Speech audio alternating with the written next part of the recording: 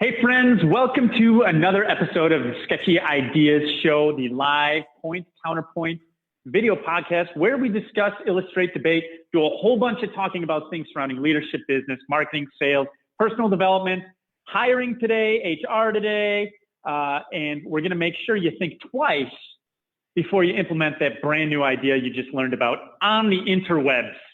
Hi, I am Brad James. And I'm Michael Rampola. And we are your hosts today. And today we're going to throw down a little bit. If you watched last week's episode where Michael said one thing about hiring, and I said, no, I disagree. This is what I think is good. I'm sorry, Michael said the right thing about hiring, and you said something else about hiring. I just want to clarify. Debatable. And that's what we're going to do on the other side of thanking our sponsors. And first things first, we are going to pass it over to Michael, who has an announcement. Yes, no? Sure, we can do announcements. Hi. So Spirity this year is supporting Girls on the Run organization. Girls on the Run is an organization that is an empowerment program for girls to teach them life skills through running. They use running because running is a universal activity that it teaches them they can accomplish a lot by setting challenging goals and succeeding on the other end. Their big event is a 5K. It's pretty epic from what I hear. I'm looking forward to their biggest 5K yet this year. That's the goal. I think they're going to reach it. Spirity specifically, we're supporting them as funders and donors and fundraisers. And that's how you can help us. If you would like to support our effort to support their effort, you can go to spirity.com/giveback/Michael and support me and my fundraising efforts for Girls on the Run to enable them to do more of the great work that they do. Again, spirity.com/giveback/Michael. Thank you. And back to Brad. All right. And last week I gave some cash. So I expect if you're watching to at least thank you. Throw in a little bit of a bone. It's a great event.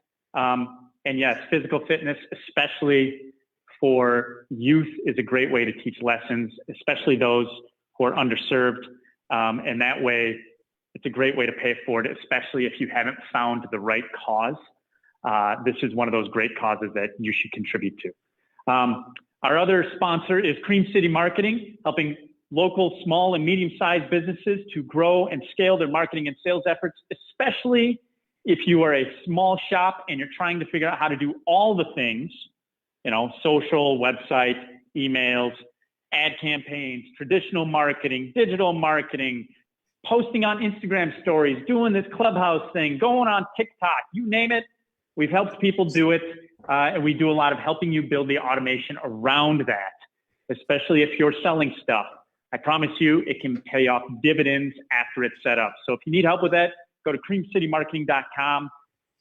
There's a form there. You can drop in your information and somebody from my team will get in touch with you and be more than happy to help you out. With that, creamcitymarketing.com. We'll see you there. All right.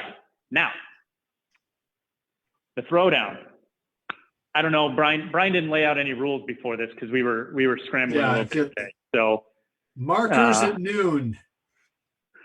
You have your second. I unfortunately don't. My dueling support my dueling support has turned tail and run, but that's okay. Fight or flight. All right. So are you throwing in the towel already, and we haven't even gotten in? Oh no!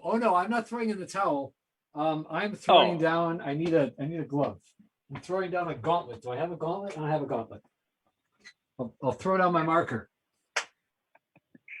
and I got to pick it up again. Great. I was going to say. hold on. That's my weapon. All right. Here's my point. Here's the thing that I'm saying is true, or at least worth debating. When it comes to hiring, there is a technique, a methodology, a practice that I've seen where we hire a lot of people all at once, knowing full well that some of them will not work out, which means I'm making a big investment that I know part of which is going to fail. Now, we're pretty, I wouldn't say we're risk takers. we're not risk averse. I think we're wise decision makers. And if I'm going to tell you, Brad, here's a bunch of money. Now you can either keep it or give half of it, throw half of it away. I think you're going to choose to keep as much of it as you possibly can, given that choice. But I see organizations all the time saying, let's throw a bunch of money at a problem, knowing that half of the money we throw at the problem is getting thrown into the garbage. And, oh, by the way, making a bunch of potentially false promises and unmet hopes and dreams for a bunch of people, like real human beings. So there's a human capital cost in addition to a financial cost when you do the mass hiring event, knowing that you're over hiring and that some people are going to fail out. That's okay. my. So what's your point here? And your point is you're hurting people and wasting money is what I'm saying, and wasting time. I mean, 3 resources right there that you're not making the best use of. And I think that's the point I really want to make is at the end of my little diatribe there. You're making a decision about use of your limited resources that I don't think is the best use of those limited resources when you have a large hiring class and you know, almost by design, that some of them are not going to make it. All right. There. What do you got? Okay. Show me that that's a good idea. All right. So Brian, is this we have a comment from one of our followers. One of our viewers, can't use that word, the right words today. Been on both sides of that cattle call, approach to hiring, hired and done the hiring. So much time, energy, money spent, and no return. Hey, Bjorn, totally right. Except here's the thing, right? So, Michael, just so I can clarify your argument. Come on. Yeah, go ahead. Your point is that when you hire in large groups, it is an ineffective strategy. Is that what you were saying? I'm saying when you hire in large groups, no, with the intention of losing part of that hiring. Now, there's hiring in large groups with the intention of most of them working out and some of them don't. That's attrition.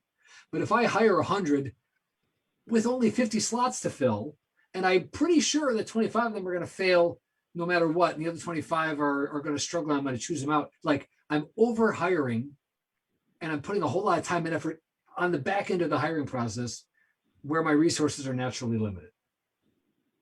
Okay. But you're saying that if you're just hiring by numbers, right? And your process of hiring doesn't necessarily filter that stuff out.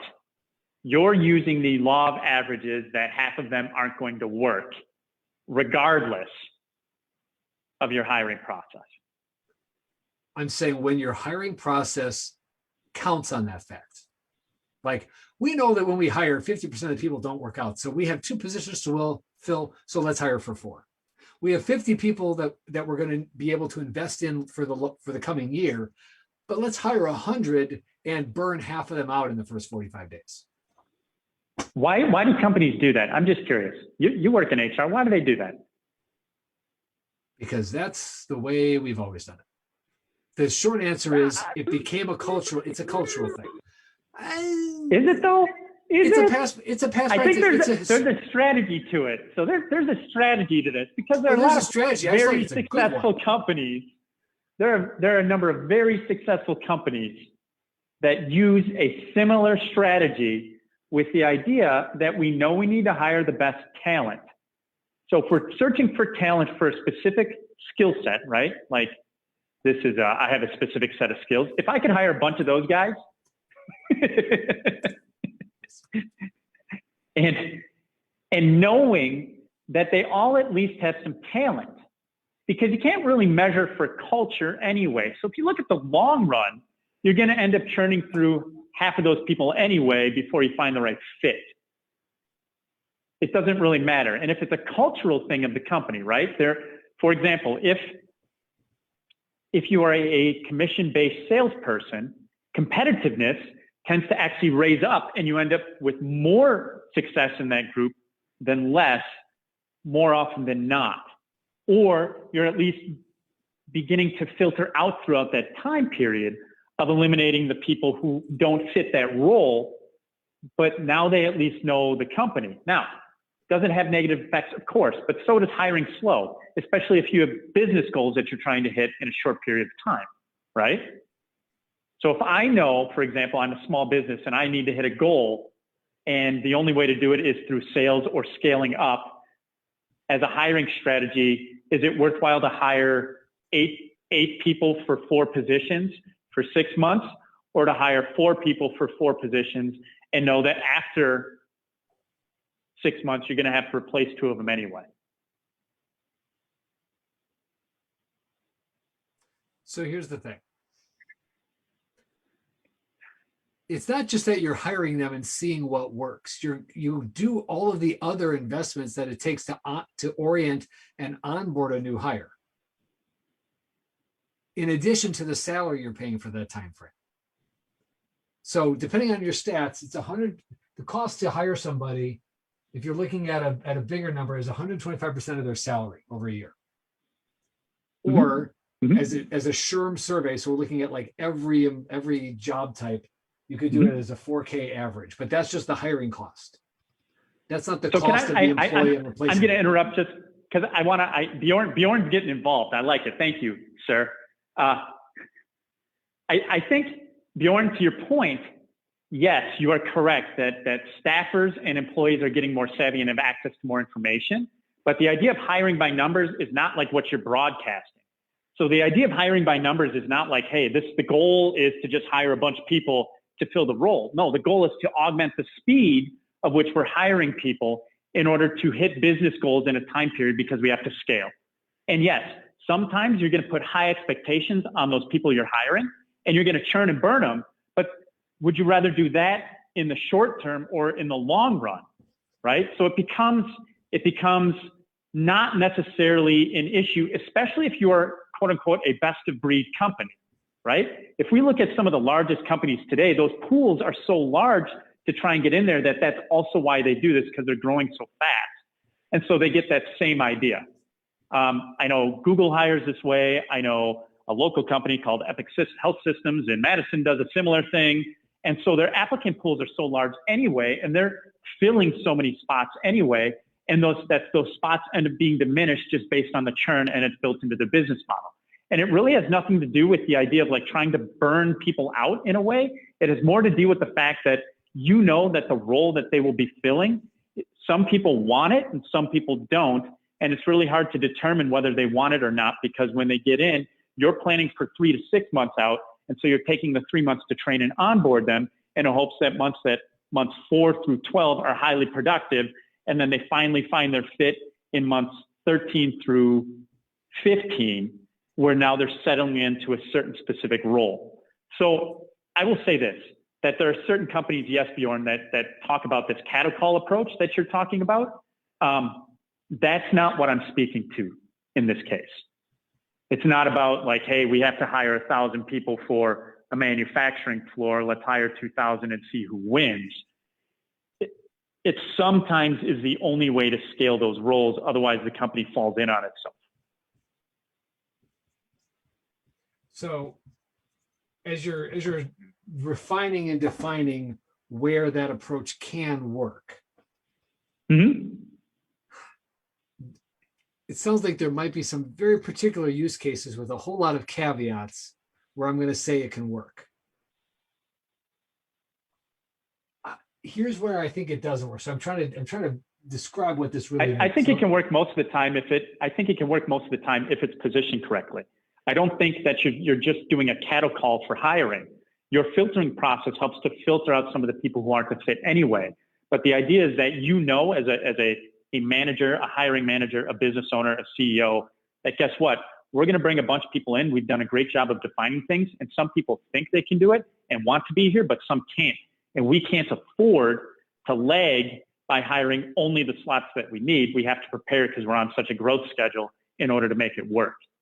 Well, no, I'm going to put that over here because that's a different thing altogether. That's hiring before we even need the person, which is, I think, is a different situation. Here's what I think the biggest risk is. Well, I think the risk is let's say you start off where you're talking about. We're in a growth spurt. We don't know enough to know everything, so we got to start hiring. The problem is when companies don't improve or transition from that approach, because that approach says we can't know. So if here's the point of selection. Your version is hire then evaluate. That assumes we can't know before they start working whether or not they're going to work out. And no. You're evaluating during the process, but you cannot fully evaluate based on the position that it is and based on what your business goals are, right? So the position is very clear. When I don't yet have enough. Remember we talked about if your company doesn't, if you're too early, you don't have enough data to work on, you have to go on trends or averages or predictions, right? But once you've been around long enough, you can use your own data to make better decisions.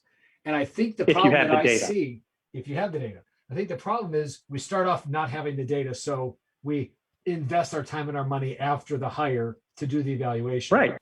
But if I don't learn from that and put that learning into a better pre-hire evaluation system, then I am choosing to continue to operate a short-term strategy instead of a long-term one. Even though now my company has data I could be using to make better investments, I'm not. I'm just continuing to make bad ones.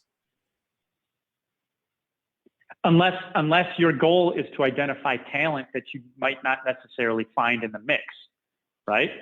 So again, you might have a basis for your business model. Talent.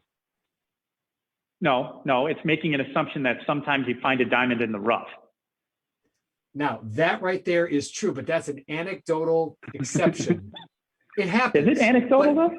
But I don't know. You tell me. Show me the data that says the percentages of diamond in the rough multiplied by the relative value of a diamond in the rough compared to missing that occasional diamond by making more careful and putting more of our time and money before the hire. So you're saying every once in a while you get lucky. No kidding.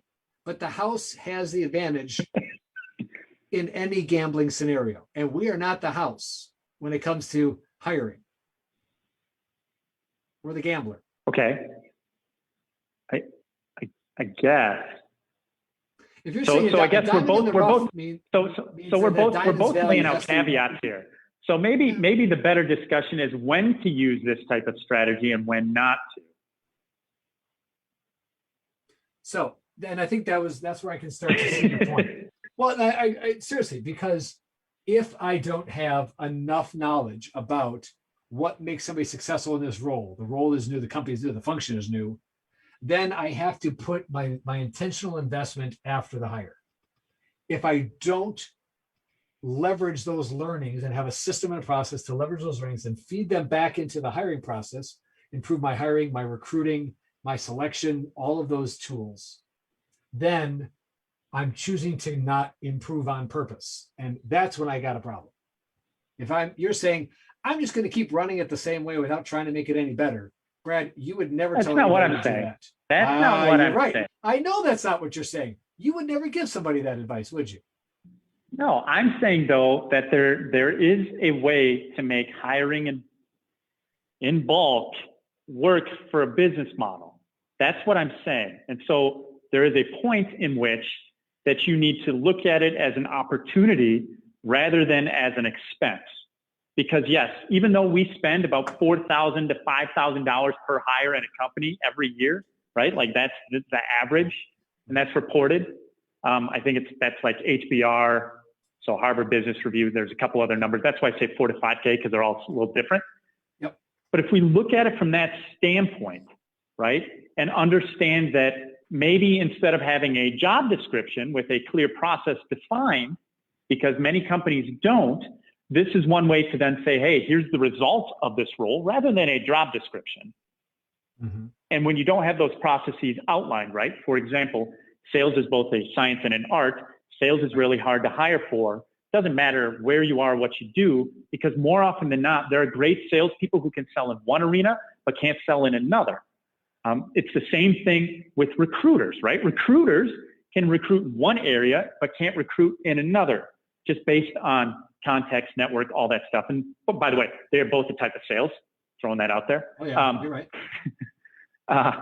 But my point is that I think if you have the detailed processes and the detailed items in place, and you know that it's a critical position, right?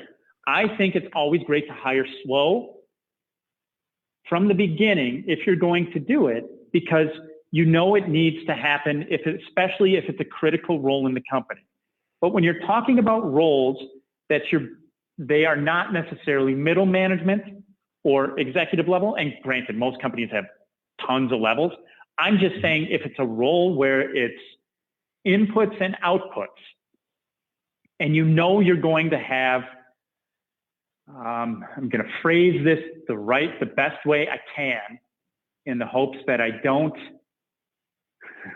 say something.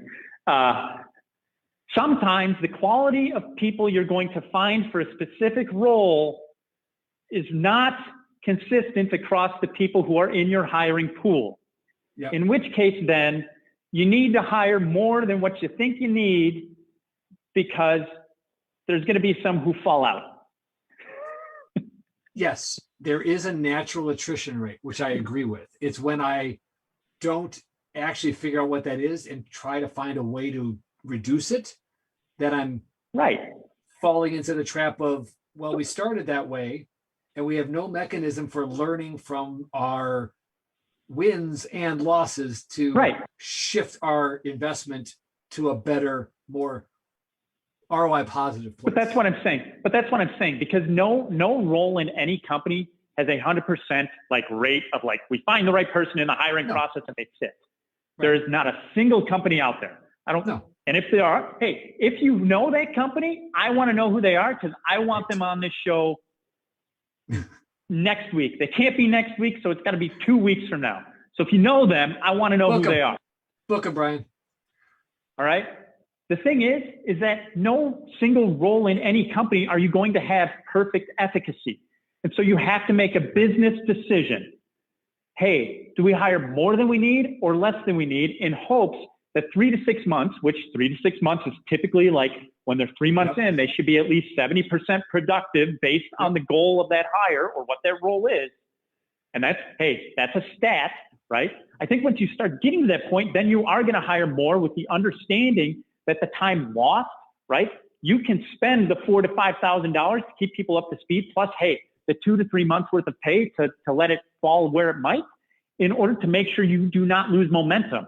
Because if you do, guess what? As a business owner or as a business leader, you end up being stuck because you keep hitting this wall of we can't move because there's only 24 hours in a day, and we need this other person on the team in order to keep building momentum and scaling up. Because if we don't, we just hit a plateau and we're just replacing. The law of replacement doesn't happen, and now we're not upgrading the team, and we're just not even upgrading the company. So, and I know we're not going to get to the onboarding part because I'm just fired up about this right now, and I think that's okay. But guess what? I think that that's important to understand, because I understand that the human element is very important. And that's why I think in the hiring process, when you are hiring this way, you need to make it clear to the potential people why you are hiring this way. Because if you're not a business owner or not a business leader or not a manager, and you are coming from it strictly from the perspective of, I am a new hire, it doesn't always make sense.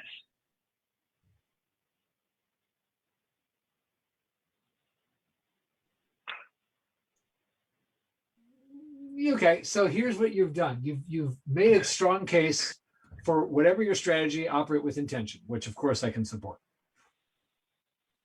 Another premise that I'm hearing behind what you're saying is you have a premise that we have strong and documented systems and processes in place that we are plugging this person into. Because then that attrition, that loss, that risk I'm taking is less than if I'm hiring somebody to be a strategic mover and growth engine, because then I lose all that tribal growth when that person goes. But from a pure production standpoint, I can't wait because I got to get stuff done. Yeah, assuming that what needs to get done is stuff that can just get done as long as I plug in a minimum viable candidate.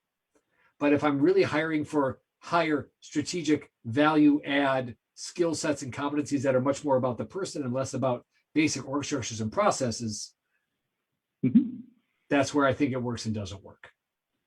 Yeah, I'm right there with you.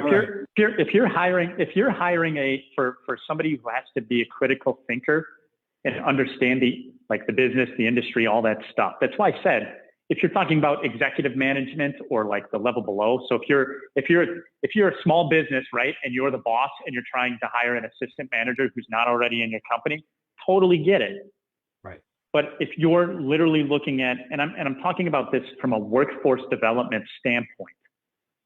If you're talking about workforce development and you're talking about either, and this is not what I mean, but like the people who are doing most of the work, right? The manual work in your company, or layer 2 maybe, and you need to fill these things consistently. I see so many businesses get stuck in always trying to find the perfect person to fill the role rather than changing perspective about, hey, what if we hire 2 or 3 people for 2 slots or 1 slot, rather than just hiring 1 position. And then it goes back to that hiring in cohorts, right? Split that full-time position or those multiple full-time positions into part-time positions initially, and see during that onboarding process, do your evaluation then, because you can do interviews, you can send out competency tests, you can do all the qualifying pre-hire, but it's not until they're actually in the business doing the work that or find out that they're not the right fit. Does that make sense? It does make sense. Let me add a couple of just subtle points on that. First of all, the idea of dividing. I often see people write up job descriptions that, if you look at them on paper, look like you've smashed 3 different roles together, and you actually have. Yeah. We talked about that before. Don't do that. Hire several smaller ones. What I'm really pushing against is the en masse, let me hire 100 to hopefully get 50 good ones. That works with brainstorming. That doesn't work with hiring. The best way to get a good idea is to start with a lot of ideas. The best way to get a good employee is not to start with a lot of employees. That's not a good practice. The loss of resources, time, etc., and human capital is too great, and it is not a good long-term investment. It can be a short-term gap filler strategy, but it is not a long-term hiring process that is going to enable you to grow and scale your business. We are going to have to get to orientation and onboarding later, but it is the follow-on of all of this. Let me preset the transition right here. Here's the preset of the transition. Yeah. Brad said it. When you're in your hiring process, you need to be clear with the people you're hiring about how you're hiring, because that is your employer brand, which, by the way, Brian, I think we just got our title for 2 episodes from now, your employer brand, because the employer brand is different than your customer consumer brand, and it's different than some of your internal culture. It's your brand as an employer. And to Bjorn's point earlier, you can significantly damage your employer brand by not being a good steward of your hiring process. Also, the 2 things that follow on, which is orientation and onboarding. So we're ideally frame this up as first impressions today, meaning hiring is the first of your first impressions. Orientation is the next one. Onboarding is a series one of first impressions after that. Those first impressions are going to go to your employer brand. And your employer brand matters. If you want to bring in top talent, your brand as an employer matters more than I can put an ROI number on it. There's no 4,000 or 125% number I can put on the value of having a good employer brand. And therefore, if your strategy for hiring is a short-term one, and you're doing this very iterative, hire a lot to get a few approach, if you're clear and transparent about that and you let people know what's going on, I think you can make it work. If you are also internally clear of what we're doing, why we're doing it, and whether or not we're going to keep doing it forever, I think you can make it work. So with all of the things we talk about on this show, hey, here's a Sketchy Ideas principle. Context matters, right? It's the whole idea behind, don't just implement that sketchy idea you just saw on the internet. The context in which that idea was put forth may or may not be your context. That is a key principle to any strategic effort you employ. How does your context compare to the theoretical context in which an idea was presented? Brad's idea, theoretically, is good in some contexts. The ideas I talked about today are theoretically good in some contexts. Don't just apply the theory, set it and forget it, like the what was it? Set it and forget it. Michael said, oh, you're talking about the roaster? Thank you. The Ron oven? Popeil, yes. Roaster master, something. Anyway, I'll find it. All right, you work on that. Listen, folks, I'm going to put the wrap on it while Brad backs me up on my long distance cultural reference here. Yeah, the Ronco Showtime rotisserie. There it is, that one. Set it and forget it. Hiring practices. Don't just set it and forget it. Orientation onboarding. Don't just set it and forget it. Where you're investing your dollars when it comes to bringing people and upgrading your talent. Don't just set it and forget it. That's any strategy. Set it. Estimate it. Check your results. Adjust. Iterate. Improve. That's how you grow. Set it and forget it is not for growth. Set it and forget it is for roasts. And unless you want to be a burnt roast, don't just set it and forget it. All right. I'm going to call this out there right now. There's going to be a meme. There's going to be a meme. So now all of you need to pay attention to the social media because there will be a set it and forget it meme. I guarantee you. You're welcome. All right. Let's take us out there, folks. We're going to pick up the first impressions of your employer brand, hiring, orientation, onboarding, how to do it right for long-term engagement 2 weeks from now, because we got a special guest next week. Are we previewing or teasing that, Brad? So we're going to have a guest. Laura Kaiser is going to be on here sharing with us how her clients humanize and how she helps her clients humanize social media and social media engagement in order to get better results than what you do if you are not using some of her frameworks. So with that, and that'll be next week. So come back, pay attention. And she's going to share a ton of knowledge and probably some knowledge that has nothing to do with social media because she knows a lot of stuff. But if you have any questions on that, feel free to email us, info@sketchyideasshow.com. Go to the website and you can find the episodes there up in the menu, episodes. Otherwise, you can just go episodes.sketchyideasshow.com and you're going to be able to find show notes there. Great show notes. If you like this, share it with your friends. We've got some special things in the works coming for you, including some of our best episodes from the previous year. We built out some ebooks coming to you within the next month or two. So you have to stay tuned for that or check into the website and see when they pop up there. But otherwise, we look forward to seeing you next week when we explore social media and humanizing it. And remember, just because it's a sketchy idea doesn't mean it's not worth exploring. We'll see you next week. Take care.